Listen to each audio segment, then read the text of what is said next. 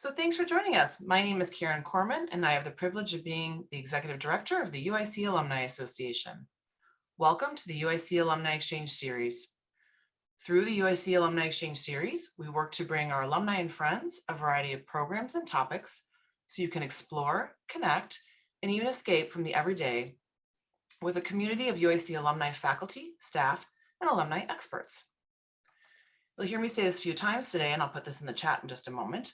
But I encourage you to visit go.uic.edu/alumni exchange for the latest and greatest programming. Each day we watch the ongoing developments as Russia continues its invasion of Ukraine. Today, we are very grateful to be joined by Associate Professor of Political Science in the College of Liberal Arts and Sciences at UIC, Dr. Petia Kostadinova. Dr. Kostadinova will discuss the war's geographic, recent historical, and political context and share Ukraine's democratic trajectory as European aspirations as she presents Putin's war, Ukraine, Russia, and the West. Thank you so much, Dr. Kostadinova, for being with us today, and I'll turn it over to you to begin the presentation. Thank you very much for the introduction. Thank you for inviting me, and thank you to everyone for joining us today. I'm going to try to share my screen as well, and we will get started. This topic is both personally and professionally important to me. I grew up in Bulgaria, on the southeast corner of Europe and the Balkan Peninsula, when the country was still a communist ruled. It was very closely aligned with the Soviet Union, to the point it was rumored that Bulgaria was to become one of the republics of the Soviet Union. That didn't happen, thanks to the end of communism and the dissolution of the Soviet Union. But the developments of Russia's invasion are very close to home for anyone who grew up in that region during that time. I used to joke that you can drop me in the outskirts of any city in Eastern Europe and I wouldn't know where I was because all the residential areas looked identical. And seeing these cities destroyed on live TV is again very personal to many of us. I also have a professional connection to the region. My research focuses on political developments in the post-communist countries, including their membership in the European Union and subsequent politics of the European Union. And so it's the later perspective that illuminates parts of the talk here. The statement that you see here, that we're in the 35th day of an 8-year war that has lasted for centuries. I have seen this over and over again in the last month from various scholars, practitioners, people on the ground. And it really summarizes what's going on, both in terms of a historical perspective and the broader implications. And I hope to get through to that and convince you that really that's the case by the end of today's talk. And I've organized it loosely as the way that you see. We'll talk a little bit, actually we'll talk a bit more about the developments in Ukraine the last 30 years, although I'll start with a bit of longer term historical perspective, then talk about the current war, the 8-year war that started in 2014, and the consequences of that, as well as the responses by the European Union and the United States and other Western countries. And by Western countries, I put in quotation marks because a lot of the countries in the former Soviet bloc are now in the West, in quotation mark. They're part of the European Union, they're part of NATO, and their responses have folded into that. And then I have a few slides at the end on how to help, both practically and more long-term. And we'll have time for questions and comments. By way of historical overview, I'll briefly show a few maps to contextualize the modern Ukrainian state. By the nature of this brevity, I will skip important historical details, so please forgive me about that. And again, I'll skip a couple of centuries, but we start with Kievan Rus, which was a loose federation and parts of Eastern Europe and Northern Europe, and from the late 9th century to the mid 13th century. occupies loosely the modern-day territories of Ukraine, Belarus, parts of Russia, and both the Russian state and the Belarusian state, the name comes from Kievan Rus. And here are the Volga Bulgars, the people where I come from, that later migrated to the Balkan Peninsula and formed the state of Bulgaria. So again, a historical connection there as well. The Polish-Lithuanian Commonwealth, also known as the Kingdom of Poland and the Grand Duchy of Lithuania, was a federation by these names, these countries, modern-day countries. It's the most populous, excuse me, the most populous times. It was during the 16th and 17th century.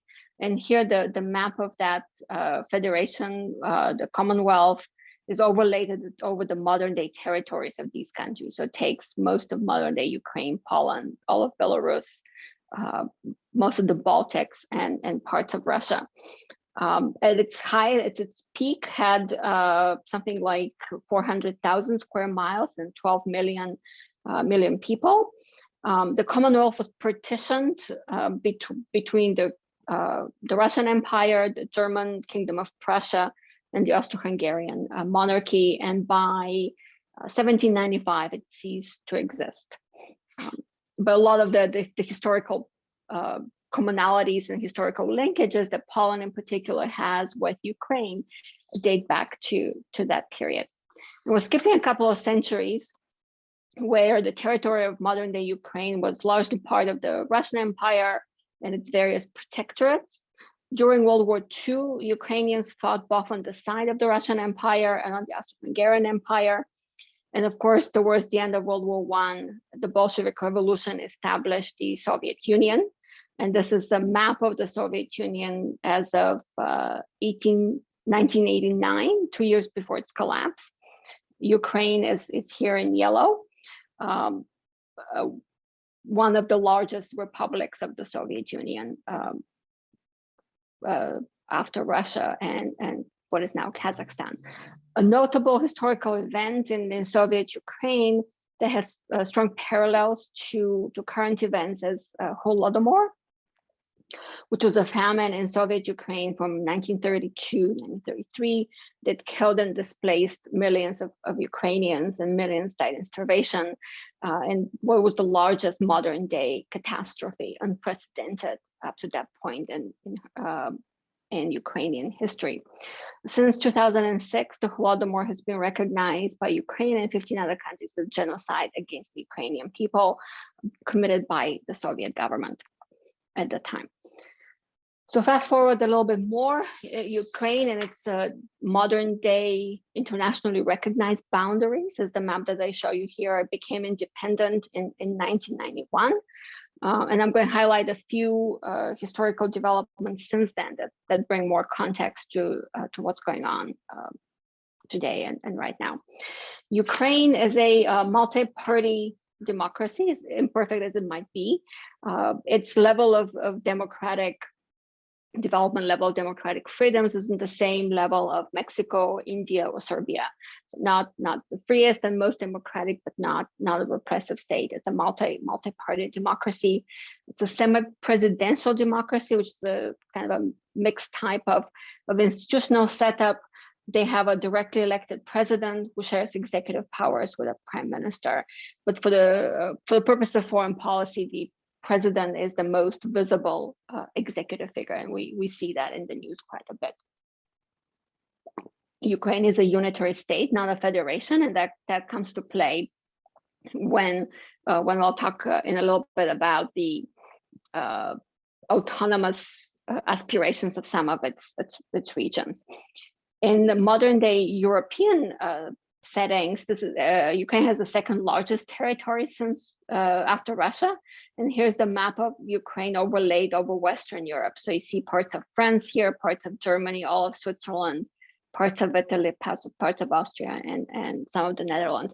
So it's a significant, sizable territory, and that's important when we talk about the war developments and the war itself.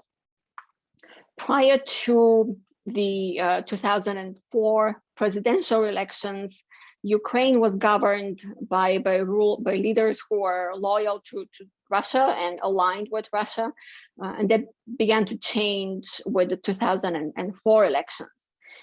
Two candidates were at the top of those elections.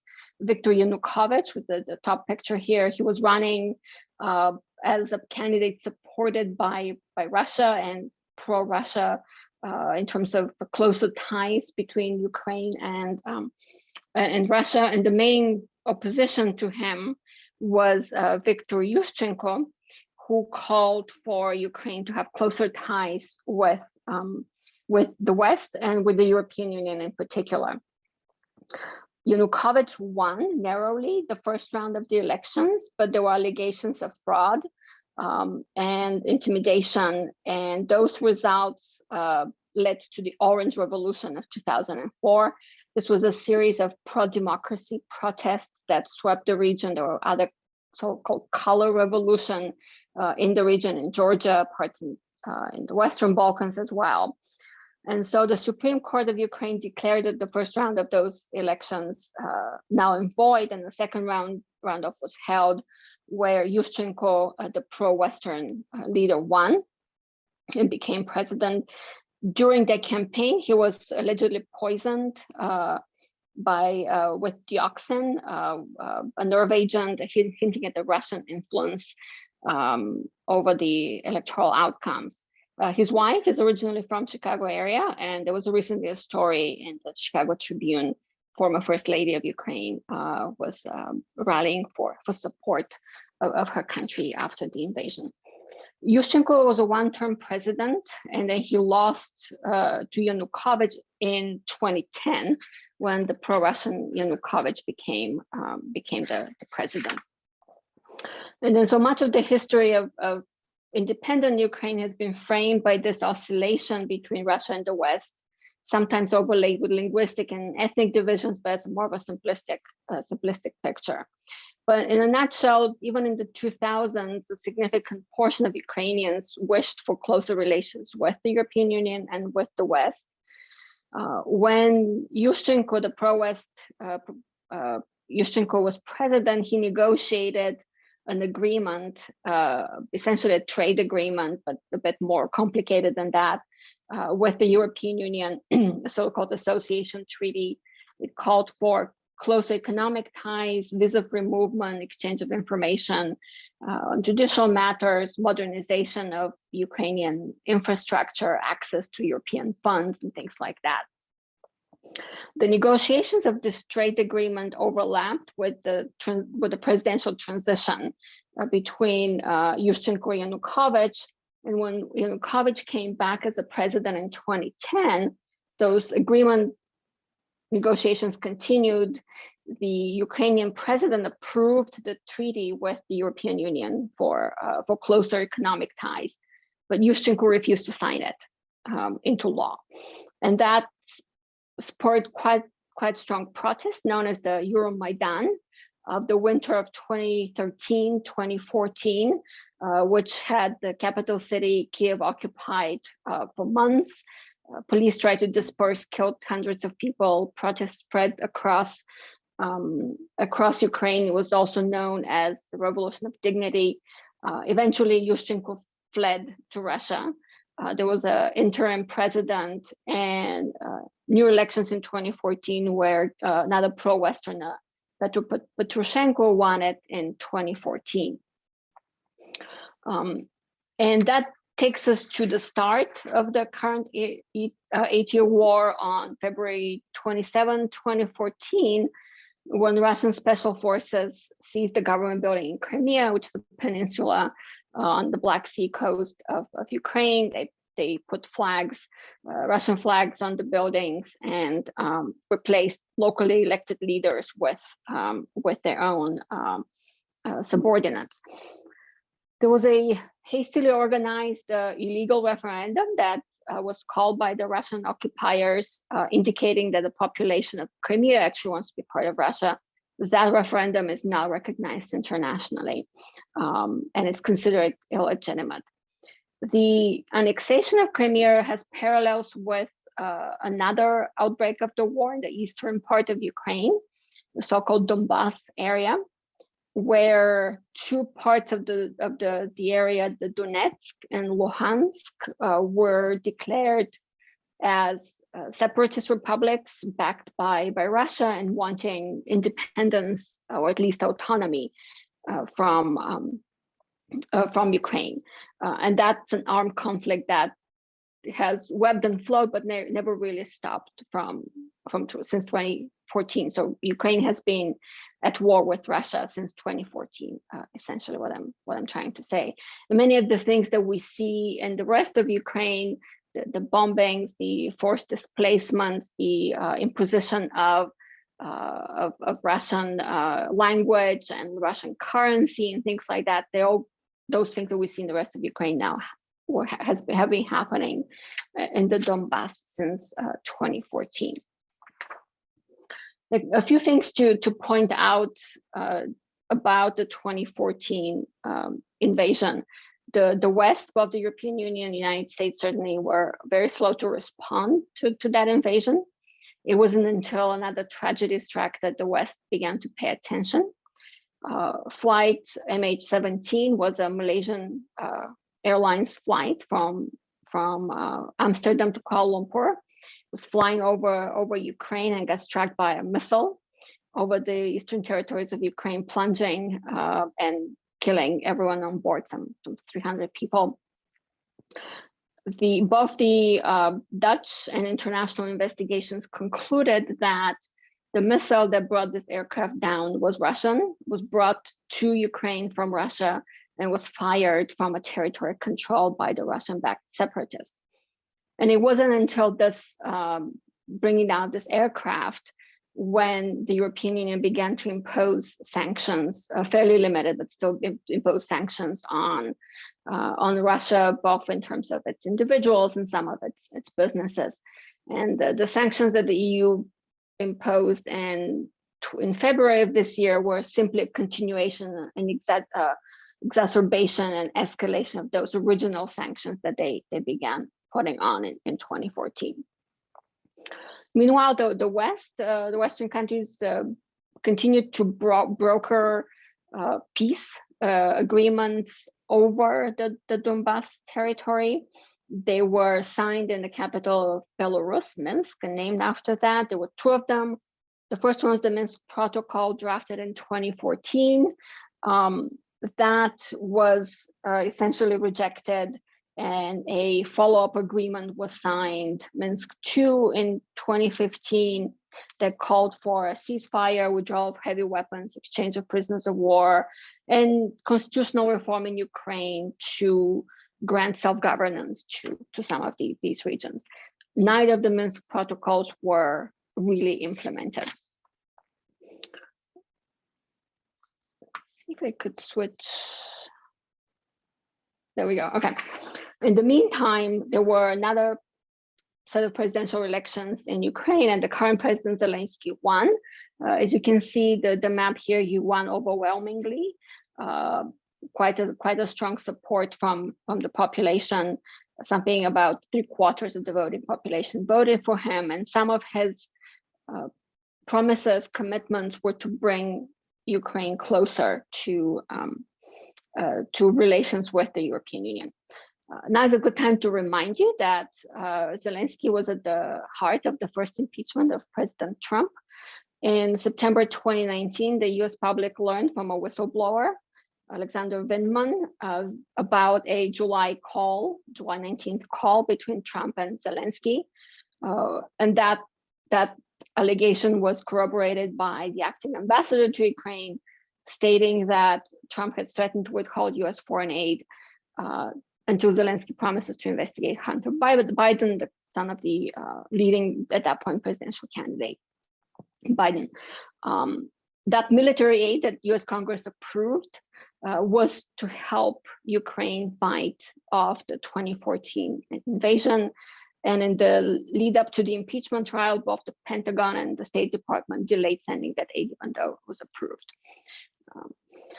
So quite strong connections to US politics as well. Apologies for that. Give me a little bit. Okay.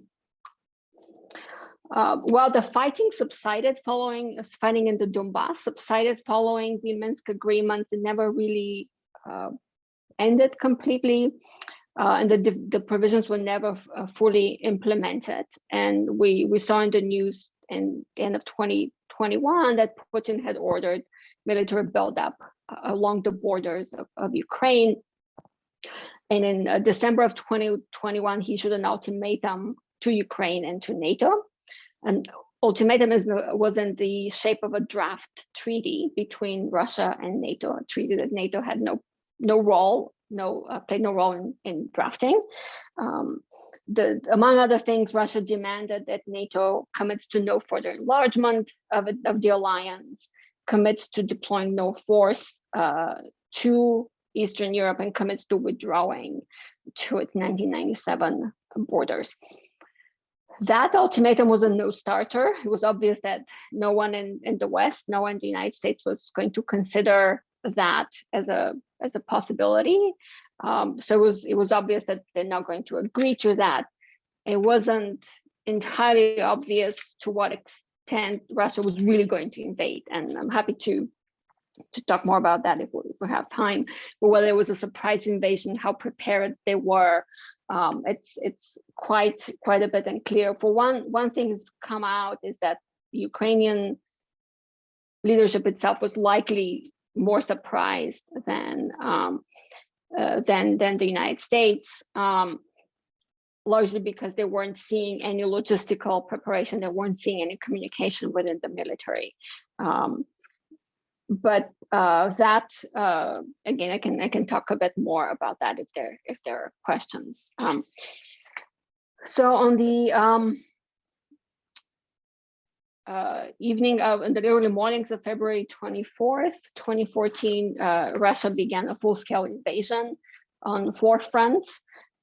It's also quite well understood that they expected a fairly quick surprise when they expected to be able to either kill or exile Zelensky and take over the government of Kiev pretty quickly.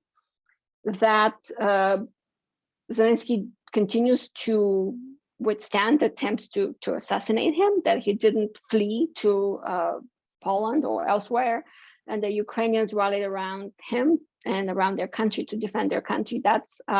That came up as a surprise, and it started really the Ukrainian national resistance. And the disparities between the two countries from a military perspective are really quite astounding.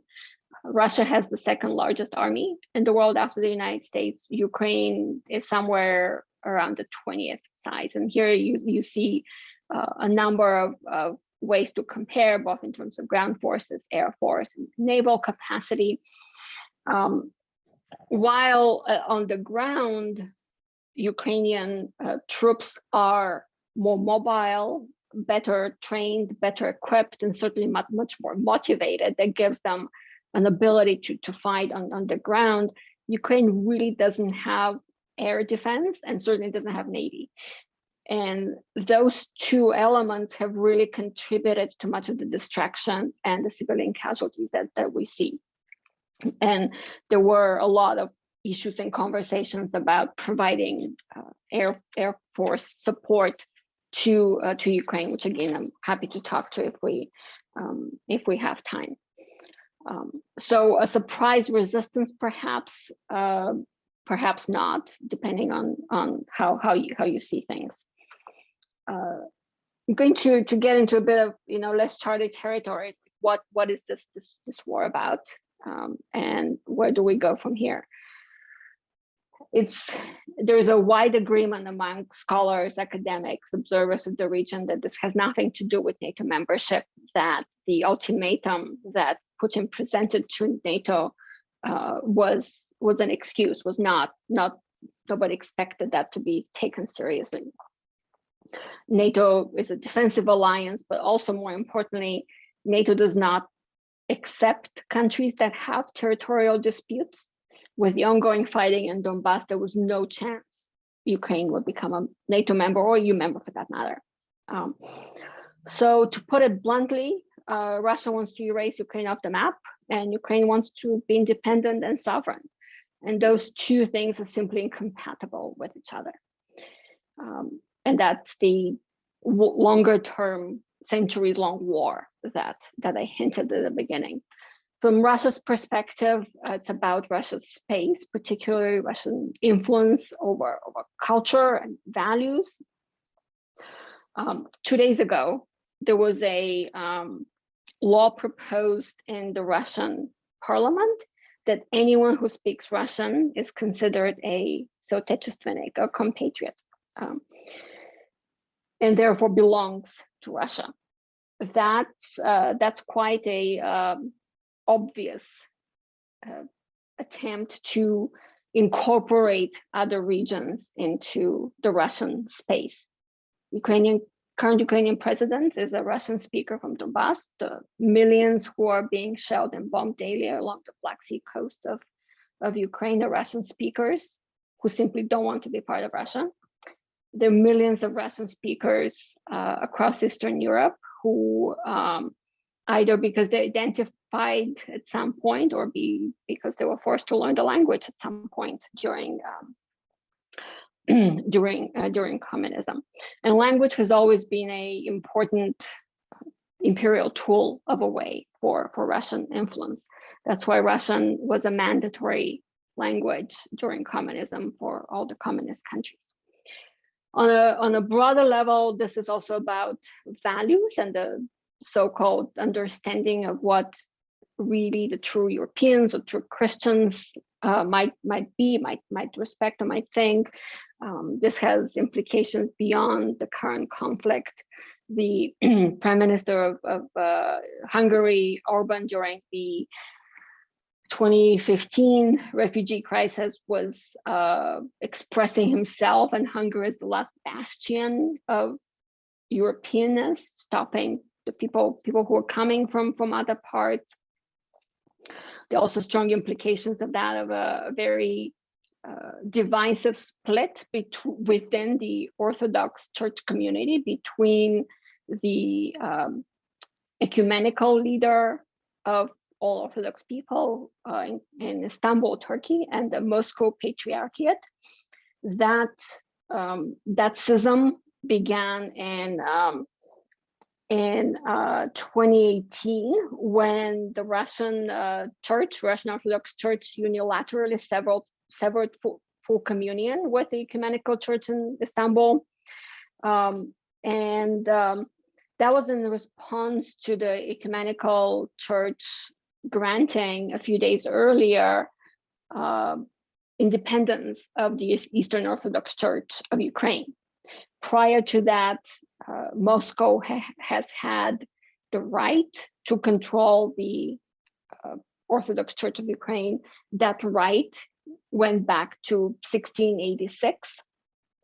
And in 2018, the ecumenical patriarch allowed Ukraine to have its own church independent from Moscow. So the Ukrainian church, in addition to the Ukrainian politics and people, were drifting away from Russia, away from Moscow, and from the Russian perspective, even the ecumenical patriarch was seen as pro-Western, as adhering to so-called Western values of individual liberties and freedom and human rights. Today, the Ukrainian parliament introduced a bill banning the activities of the Moscow Patriarchate on the territory of Ukraine and nationalizing their property. So that the military action, the political divisions go beyond that. They are also about certain levels of identity, also influence of spiritualism or attempts to control the spiritual life of the peoples who live in this territory. I also put here a quote, a recent quote from the Russian foreign minister, that this is not really about Ukraine at all. This is about world order. And the question is, in whose world does Ukraine want to live in? Russian or the others. And that's really a question that, again, has been around for centuries. The humanitarian situation is really pretty dire. As many of you have seen from the news, there is a independent investigative journalist site called Bellingcat. It's been around for a while. They do all sorts of investigations, journalistic investigations on a variety of topics. The head of the Russia division is Christo Groza, who's someone I went to college with, so highly reputable.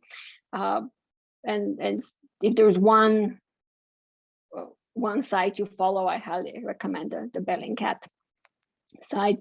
So he was interviewed, excuse me, last week by Christiana Mampour, and by their investigations, he pointed out that Russia does not attempt to avoid civilian casualties, and multiple investigations have concluded that there are all sorts of violations of international criminal law and all sorts of war crimes being committed by Russian forces in Ukraine.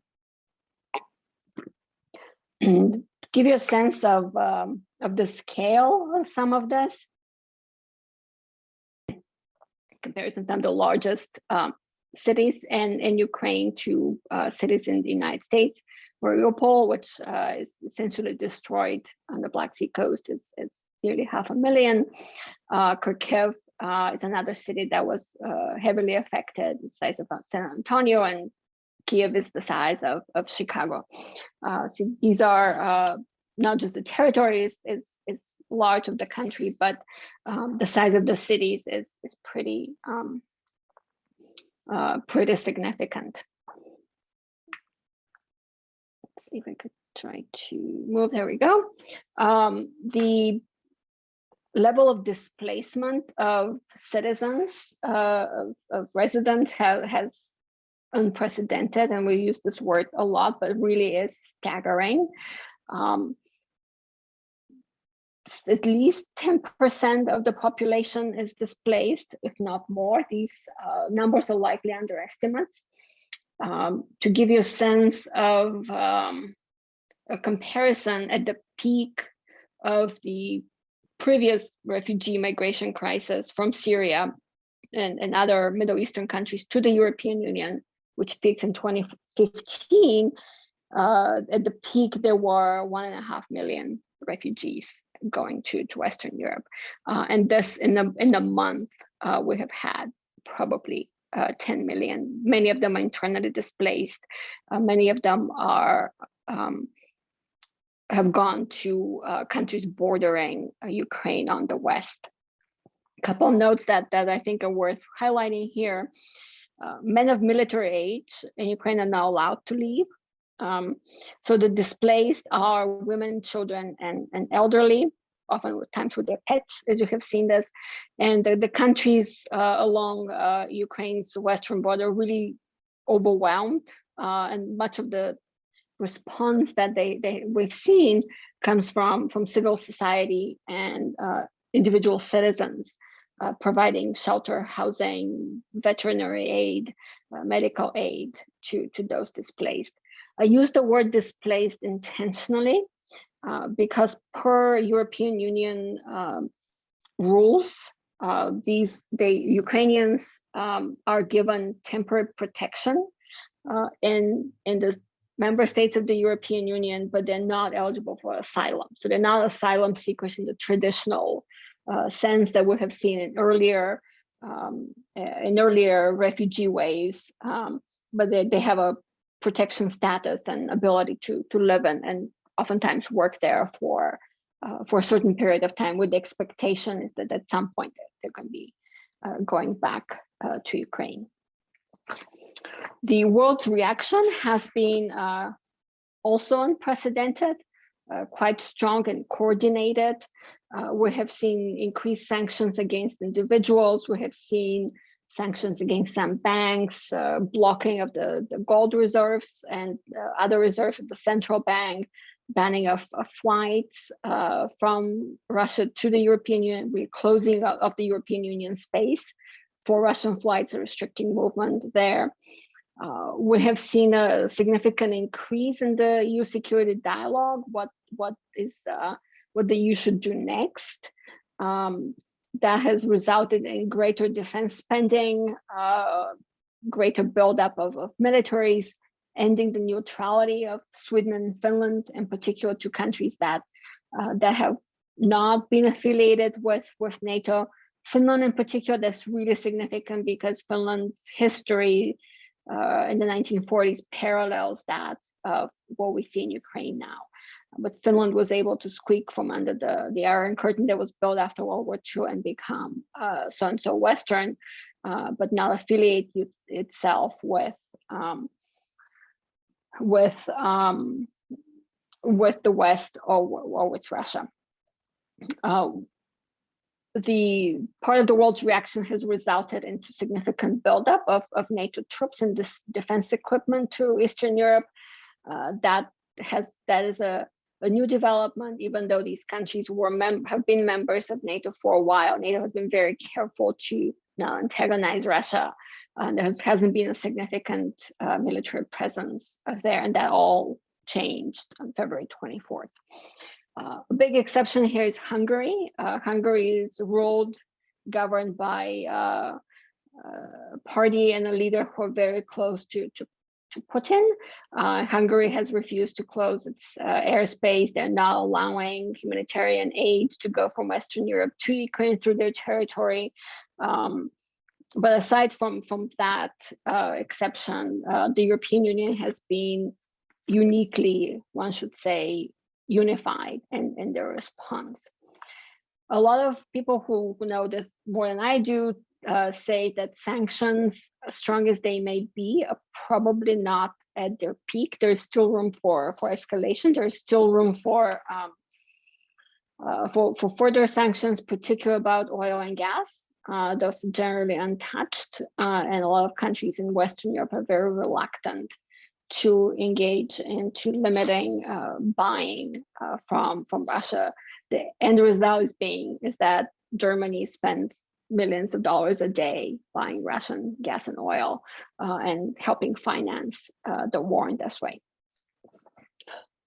Now, what next? Russia has talked a lot about retreat from Kiev and focusing on the Donbass area. There is one speculation, here's the map that I put up here, is that a minimum, a acceptable, quote unquote, resolution of this to Putin might be some sort of a land bridge between Donbass through Crimea to Moldova. There is a Russian-backed separatist movement in Moldova as well that kind of encircle Ukraine. This way, give Russia access to all the natural gas that is on the Black Sea and access to better ports for transit. That is obviously not a map that Ukraine would agree to, and that's not a map that the West should be agreeing to. From my perspective, that we're perhaps entering one of the most dangerous phases of this war. The risks of assassinating Zelensky or the leadership of Ukraine continue. Bellingcat again confirmed attempts to do that. The Ukrainian government has instructed its representatives to not touch anything when they meet with the Russians in Istanbul. So while negotiations, so-called negotiations, are ongoing, I think from the perspective of those of us who know the region, they're not going to be very productive. And my fear, I think shared by a lot of us, is that the West will pressure Ukraine to accept something, some sort of a peace deal, but that shouldn't be acceptable to Ukraine or those who support the country. In short, Ukraine must win the war, must be territorially independent and sovereign. At the same time, Russia cannot lose the war, certainly cannot lose it to Ukraine. having the second largest army in the world lose to the 22nd largest army in the world. So at this point, I don't see any off ramps, any exit strategies that are viable to the Russian regime.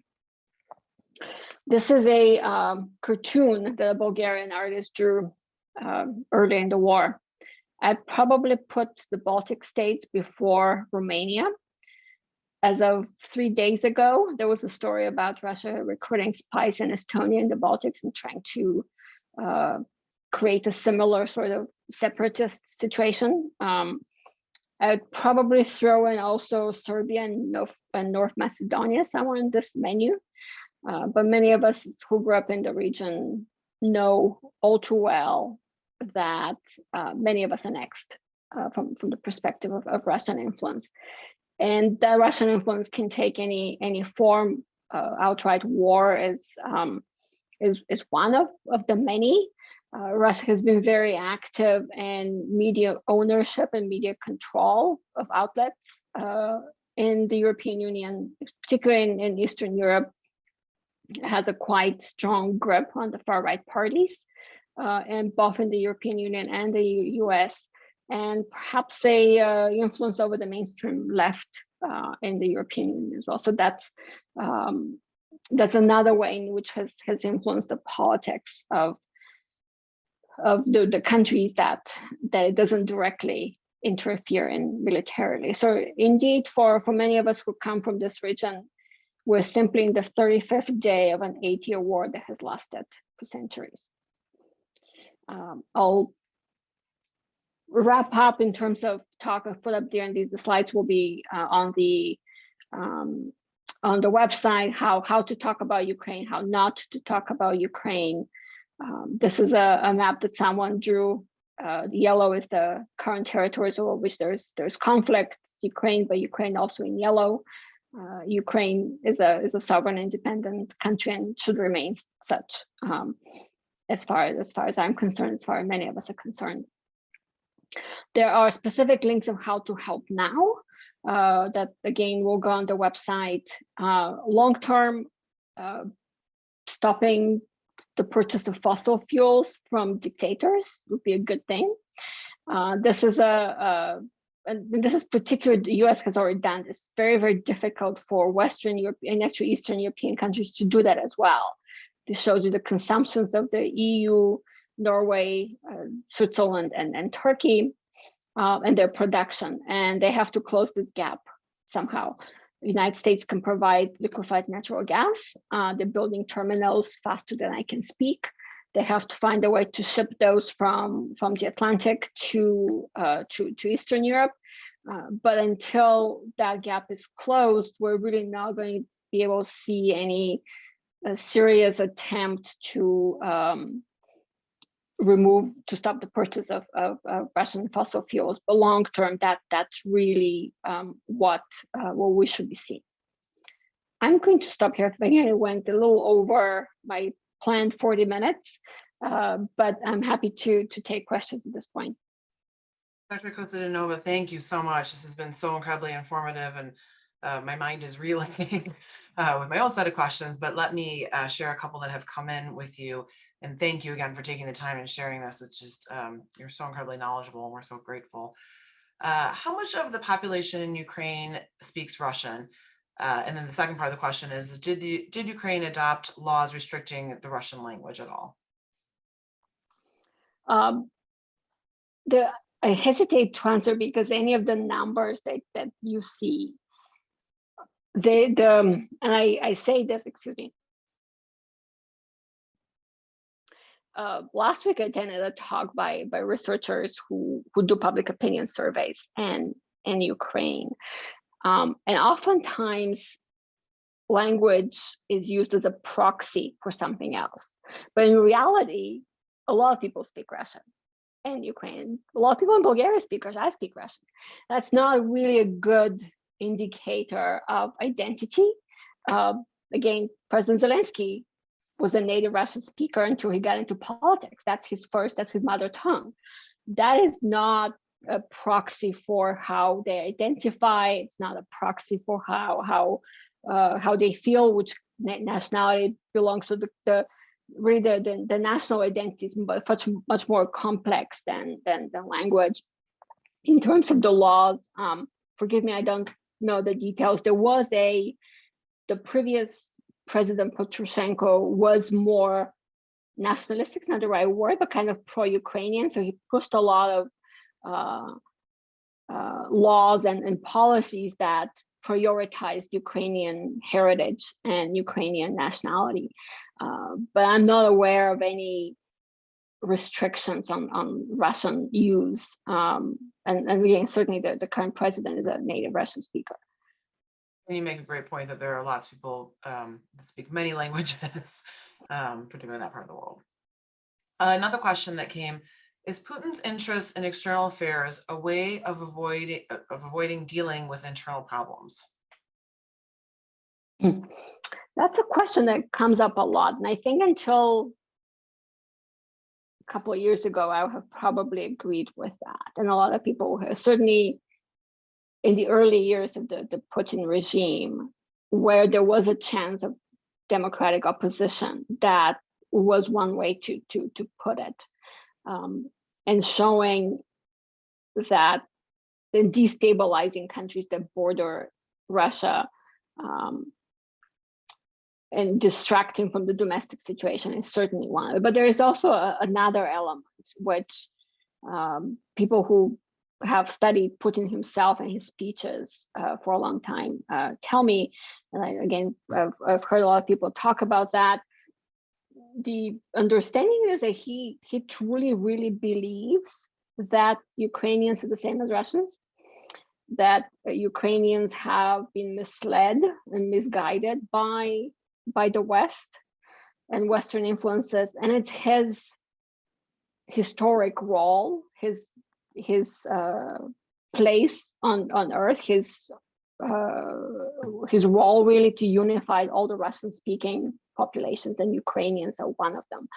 So I think while there might be elements of distraction, and especially when there was a really chance for democratic reforms and democratic opposition in Russia, hasn't been the case for a while. The regime has been pretty strict for a while, and the broader spiritual and we're one people, Ukrainians and Russians, I'm told he really believes that. That is obviously not compatible with reality. But there we are. That perspective. Another question that came in, at what point does it seem that the United States and NATO might enter in the conflict? Is there a trigger? President Biden has said that NATO will not send boots on the ground to Ukraine, but at the same time, NATO will defend every inch of NATO territory. So that means Poland, that means the Baltics.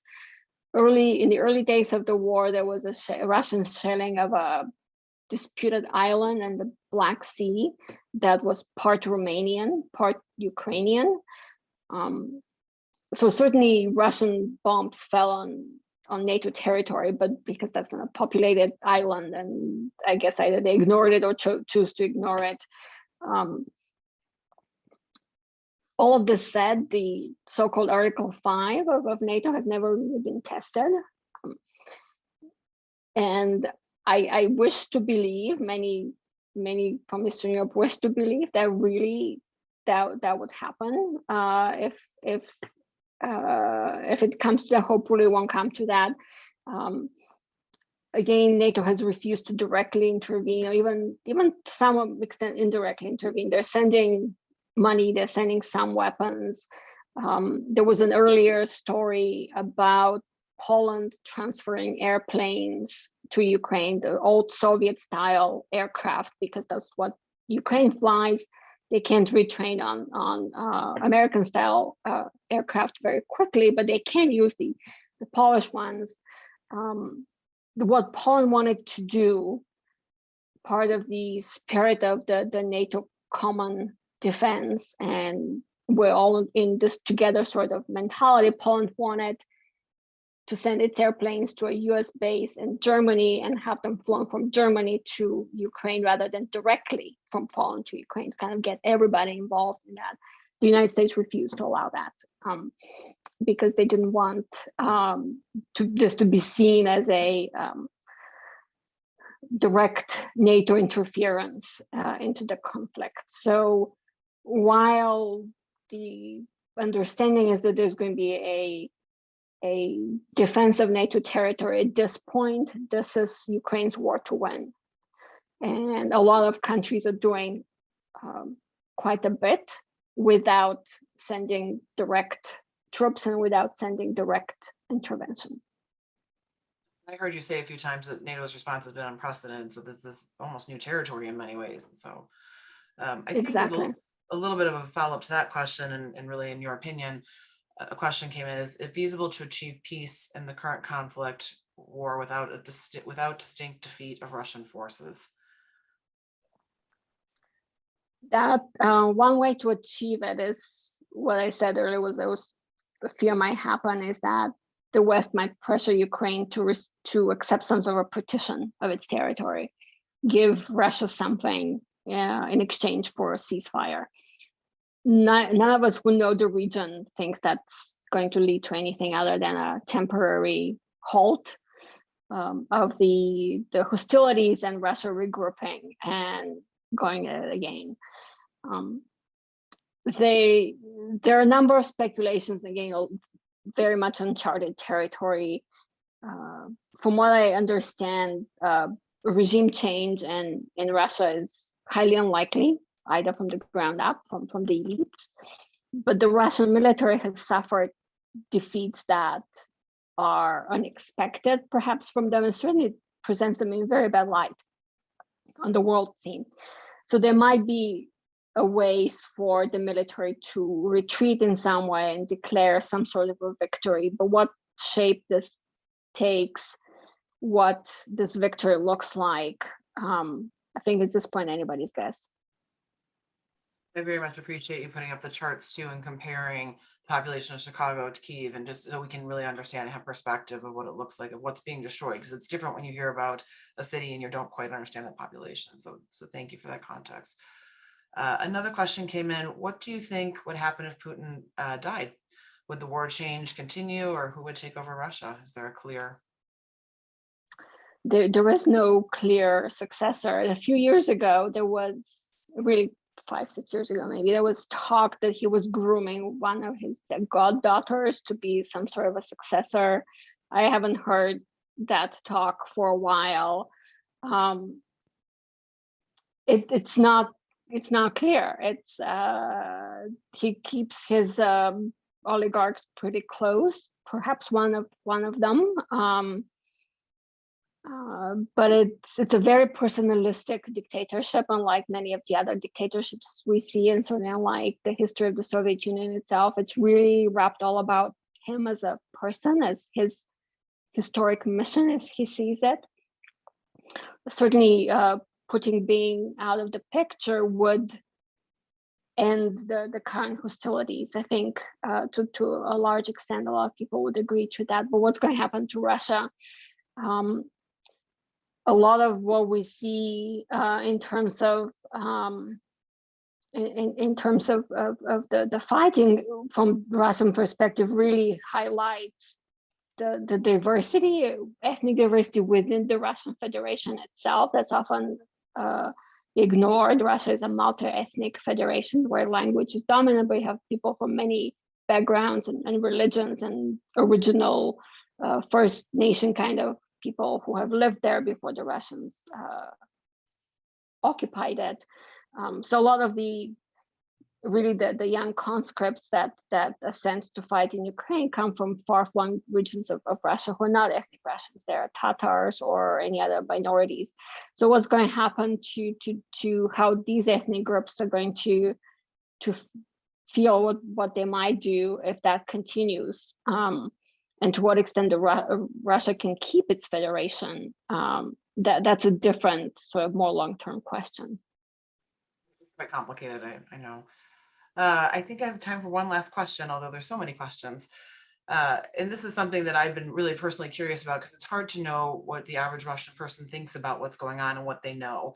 So the question that came in is: how will the closing of free press change Russia? So a little bit related. Yeah, it's very hard to know because there is no reliable way to ask people. My guess, and the guess of those who know the region, certainly the elites of the intellectual elites of Russia probably opposed to this. A lot of so-called ordinary citizens continue to receive most of their news from state TV, and state TV in Russia has been lying, for lack of a more subtle word. And propaganda is a very powerful tool, especially propaganda in terms during times of war. So it's I don't think public opinion in Russia would do much to change direction. And yeah. Well, thank you. And thank you so much for this incredible conversation and discussion. I want to share with all of our participants that you are actually on sabbatical. So you have come off sabbatical to do this for us today. And we're so grateful for not only your time and your knowledge and just sharing your expertise with us, this important conversation going on in the world right now. And again, I want to remind everybody that the slides will be available and you can watch a recording because you shared so much great information and resources of how people can help. So thank you, thank you, thank you. Thank you so much for inviting me, and thank you everyone for being here. Well, thank you. And just real quickly to close us out, next week, the UIC Alumni Association will be celebrating some of our best and brightest alumni at the 2022 UIC Alumni Award celebration. This virtual event will take place on Thursday, April 7th at 6:30 p.m. Central Time. We invite all of you to join us for this special event, and we will go ahead and put a link in the chat so you can easily register. Also, we have a really exciting lineup of alumni exchange programs that are coming up. In June, we will focus all of our programming topics to help you develop in your career as one example. So please come back to this website, not only to check out the recording of this program, but to find out about all of our future and upcoming programs at go.uic/alumni exchange. And of course, please be on the lookout for that brief survey that I mentioned at the beginning. Would love to hear your thoughts about this program and future programs. Thank you again so much for everybody's time today, for joining us in Alumni Exchange. We look forward to seeing you in a future Alumni Exchange program. We hope you have a great rest of your day. Thanks again.